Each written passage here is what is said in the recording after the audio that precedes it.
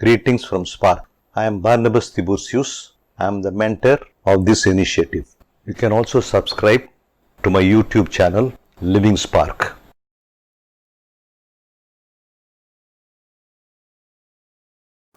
In today's podcast, I am taking up a category which is basically a spiritual concept. It has also been widely discussed in philosophy. The subject is nothingness. I would do a series of podcasts on this subject. To start with, today we will be talking about nothingness and reality.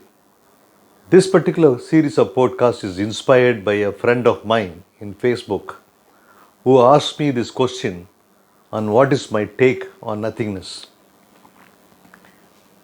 Okay, let's get down to the subject. Now, when I say nothing, I usually mean there is an absence of a thing, the absence of an object, whether it be a large object or a fundamental particle like an electron or a quark.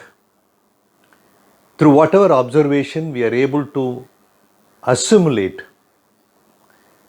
the meaning of a specific entity, it becomes an object.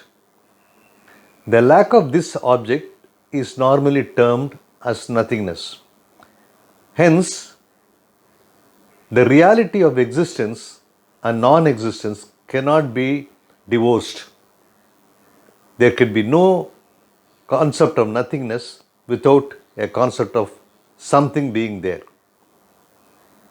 Let me give you an example of how our limited mind, our limited consciousness always deceives us in perceiving reality.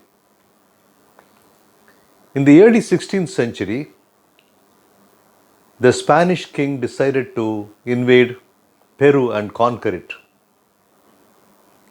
So, a large Spanish armada, which is a huge number of sail ships, was sent out with soldiers, and they reached the coast of Peru, and the Incas could see nothing in the sea. They could see no sail ship, except a wise man in the Inca tribe saw some strange pattern of waves, and he said something is approaching. Though it was in a very visible distance, the Incas could never see the sail ships. Why? Because they had no previous mental map. They had never seen sail ship in their life from their childhood. For generations, they have been a very isolated tribe who have been traveling in the sea only through long boats. This is an example of how what we normally perceive as real becomes a nothingness.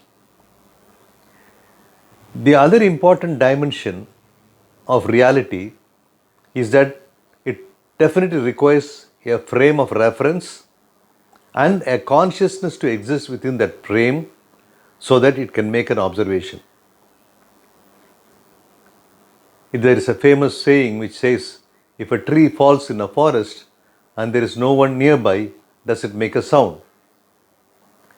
The normal answer is, of course, no, because there is no observer to hear. There are no air waves to impinge on the eardrums to produce a sound. But this is a very limited answer. In reality, there is a sound. There is a compression of air waves which travel out, propagate out into the environment. The absence of an observer is only one aspect of reality. So when we say nothingness, it is the absence of a consciousness which is able to observe something. This is basically the reason why today when we say that everything is created out of nothingness, then we have a problem and the question, how can something come out of nothing? It is not that something is not there. It is something that we cannot perceive through our consciousness. We are not yet advanced in our consciousness to go beyond the Big Bang. Today there is a very common understanding that the universe is very much expanding at a very rapid rate.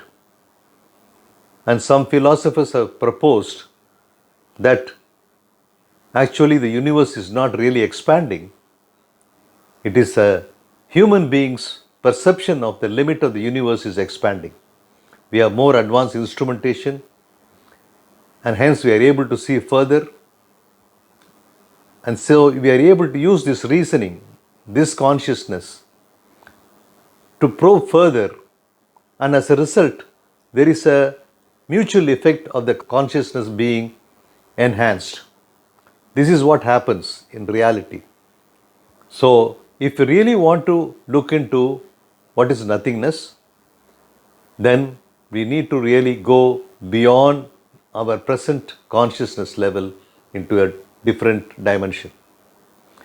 We will be dealing with the scientific aspect of nothingness in the next episode, and thank you for watching and listening.